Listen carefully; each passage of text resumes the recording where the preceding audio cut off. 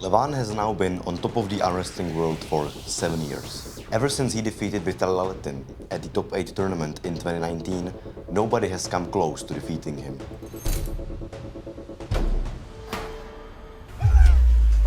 Good hit to the side, and Levan just too strong in the centre of the table as he rolls sideways. The closest anyone has gotten was Hermes Gasperini in 2023, where he almost managed to execute a flop press against him, potentially exposing a weakness in Levan's side pressure. But that too seems to be gone now, as their rematch was dominant for Levan.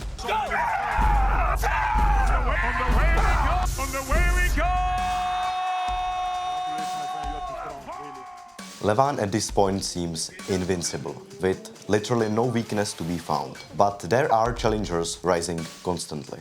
Kamil, Michael, Vitaly, and the athlete who poses the most threat. No limits, Devon Larratt. Devon got defeated by Levan twice now, in 2022 and then 2 years later in 2024. But every time he loses, he adapts and comes back much stronger. Currently, he's recovering from a win against Vitaly Lalatin. And the only challenge left for him is Levan. You know, Levan, as big as you are, I am far stupider.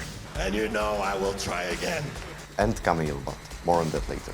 So does Devon stand a chance now, if they were to face once again? Well, let's break it down. Real quick before we start, East vs West 24 is happening on June 6 and it features some amazing matches. If you're planning to get the pay-per-view, attend in person or grab some merch, then make sure to use the link in the description for a 5% discount. Like and subscribe, and on to the video.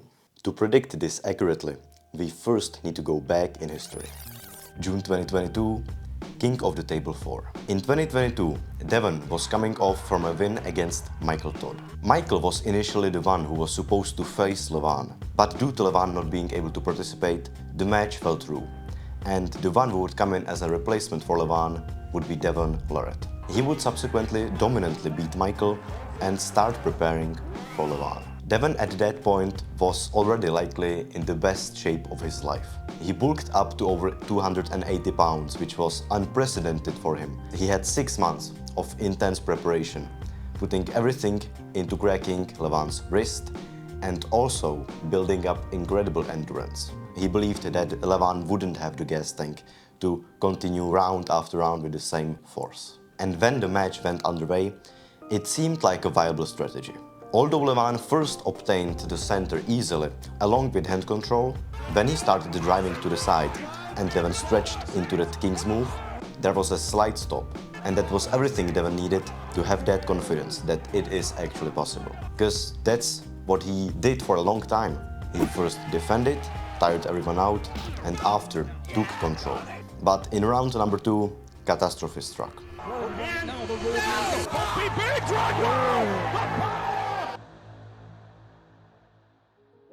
So that where my muscles were already at basically their maximum capacity, he blasts through, and that's where the injury happened. Right at the top, it wasn't at the bottom, bicep, it tore mid-muscle.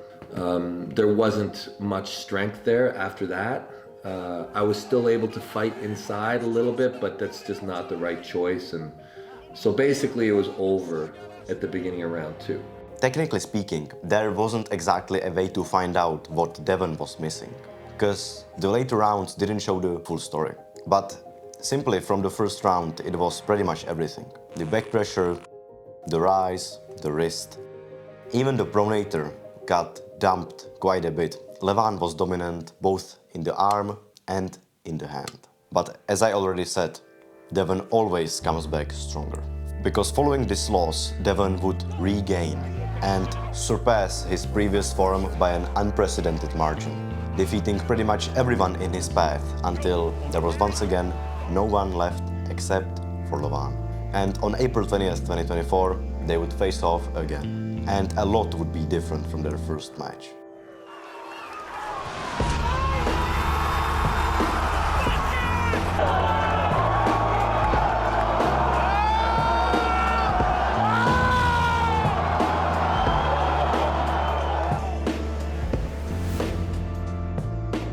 Levan first started driving with his classic wrist-oriented top rope, but due to the risk of getting his wrist cracked, he had to pull back. For a while, there was a stalemate, until Levan dumped his wrist completely. He started driving to the side even without it, got fully cracked, and then transitioned into a flop press. That was an unbelievable exchange. Nobody was expecting it, and taking into account Devon's endurance, from that point on, basically everyone expected him to win. But when the second round happened,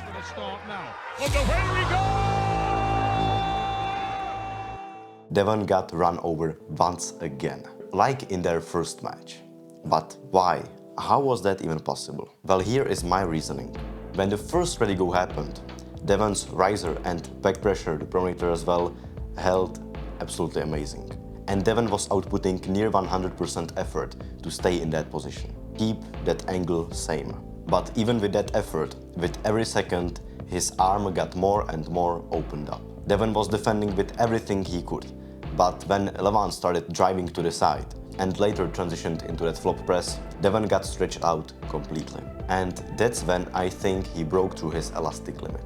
Exceeding the elastic limit means an athlete has reached a point where the tissues, the tendons, the ligaments or the muscles deform and they cannot get back to their original position. Microtears form and the arm simply cannot hold that same force again. All remaining rounds, Devon got opened up immediately. The second argument I heard Levan himself talk about it was that his wrist got warmed up. In 100% my wrist and but after I feel his warm up, Devon's pronation is incredible. It's very strong. I think in first round when I pressed him, he lost many power. Yeah. It would make sense because Levan at that time was also recovering from a wrist injury. It wouldn't be impossible. But even in the later rounds, his wrist wasn't completely bent. There was a slight crack. So I also think there was a third reason, and it's that Levan switched his lanes a bit. He wasn't fully relying on the wrist. He was going more with the rise and the pronator, and that did work. So what was Devon missing in the rematch? Well, definitely back pressure and side pressure. Simply overall arm power. He couldn't hold the flop, got stretched out from that, but the hand battle seemed even, or even in the favor of Devon, at least in the first round. Later on, it is uncertain to deduce whether Devon's back pressure was gassed or if everything was. But his pronator was still putting in solid effort, because Levan never had full wrist control. But you don't need full wrist control when you are already in such a dominant riser and pronator position.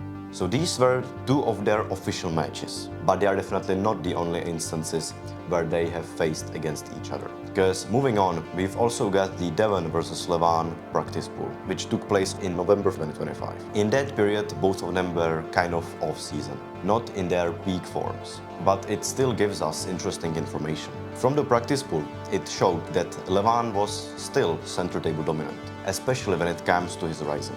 Here, when Devon starts dragging back, you can see that his rise drops while Levan's stays intact. But also it's important to note that Devon, of course, is a defensive puller. It's rare for him to attack first, so it would make sense that he would lose some of his position when he isn't on that defense and is forced to attack. Also, when Devon really went 100% and put everything into his pronator, he did actually crack Levan's wrist and secured the height in the end. But Levan definitely wasn't going all out there. Devon is weaker on the center, but that is to be expected. His arm power is worse as he got stretched out while Levan stayed close to his arm, and the riser dropping. But I don't think it was to the point where Devon would be unable to get from a defensive position if Levan started driving to the side. I don't think that position would be that bad for him. Without the full rise, I don't think he would get completely buried. And now the last important piece of footage is of course the April Devon versus Vitali match. Force output wise, Vitali is likely the closest there is to Levan, and also presents a stylistic weakness for Devon, as his forearm is longer. The way Devon managed to pull against Vitali exposed some very surprising strengths, but also some weaknesses. With every round, Devon was better and better. More importantly though, Vitali was flop pressing the whole time. And if we are to follow the precedent with Levan, where Devon's arm got stretched out and then it couldn't hold any longer, Devon should have lost every round after the first one, but the back pressure actually held up really well. And I believe that again comes back to that argument of the elastic limit. Devon didn't get stretched out beyond the point of no return because he was simply stronger in that position and didn't have to redline the whole time, which is incredible against a 150 kilo man who is laying on top of your arm. So that would show a huge arm power increase. So this is all of the footage covered. And now, using all of this gained information, let's break down all the reasons for why Devon can and also cannot beat Levan. The first reason favoring Devon is his hugely improved arm power. Devon's back pressure was his main issue for a long time, and that wasn't apparent just against Levan.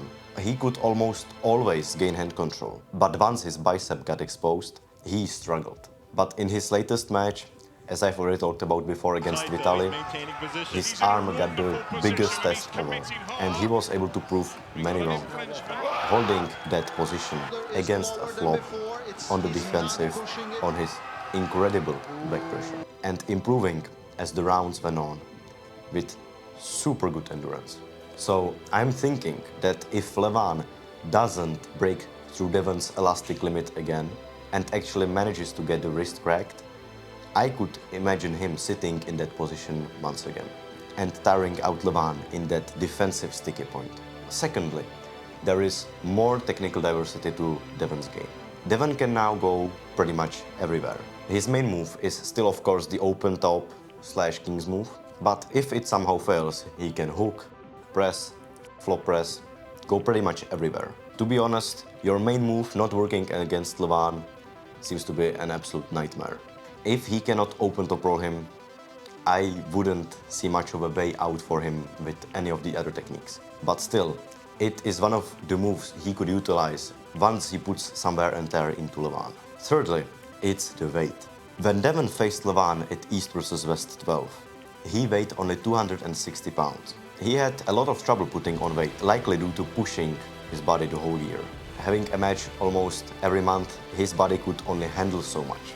But now, he can peak at over 300 pounds. A higher weight translates to more strength, especially in positions that require more musculature and structure, like the hook or the press.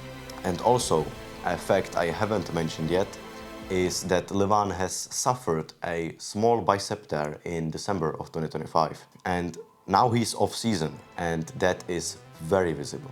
Devon almost seems to be bigger than Levan now. And when Levan returns, it's a question whether he'll be able to get to that 100% form once again, especially with that broken bicep. These are all points upping Devon's chances of taking the match. But there is a big elephant in the room. He improved. He improved a lot. But simply, that still may not be enough. It's also not like Levan is standing still. He also improved a lot between 2022 and 2025. Great example can be made against Hermes Gasparini. Hermes was likely way stronger in the rematch, but clearly Levan was also on a whole nother level. And if that injury doesn't hold him back that much, he could very well surpass even that form against Hermes. And speaking more technically, Levan, in my opinion, has probably the best riser in the game. And I see it as one of the main reasons for his success. If Devon's riser gets, for example, in the same position as we can see here against Vitali, I think it will be a big problem for Devon to deal with. Cracking Levan's wrist while having his riser dead doesn't seem too likely. But again, it held in that second match, at least in the first round. So it could very well hold once again. But Levan is also smart. He can also adapt. It's not like Devon is the only master at arm wrestling. Levan is way smarter than people give him credit for. And the last point I'm gonna make is simply how well they will be able to peak for their upcoming match. In what forms will both athletes be able to arrive in? Devon has said that timing is crucial for his match against Levan. December is good for Levan, but I've already tried twice. And I know for me, the only way that I have a chance is at least we're on even ground. Maybe even me have a little bit of advantage. But Levan seems to think differently about that matter, wanting to face Devon, because he is probably the strongest challenger. But Devon would like to see Vitali go up against Levan first. Only future will tell how it's gonna get sorted out. And so far, that's all the points covered. I'm sure more details will keep coming in as the months go on, as the match draws closer. And of course, when that happens, I will be ready to give my final prediction. For now, I still see Levan as the favorite, but I believe that a 35 to 40% chance for Devon winning is realistic. And that's everything from me for today. I hope you enjoyed this video. Like and subscribe, and thanks all for watching. Bye bye.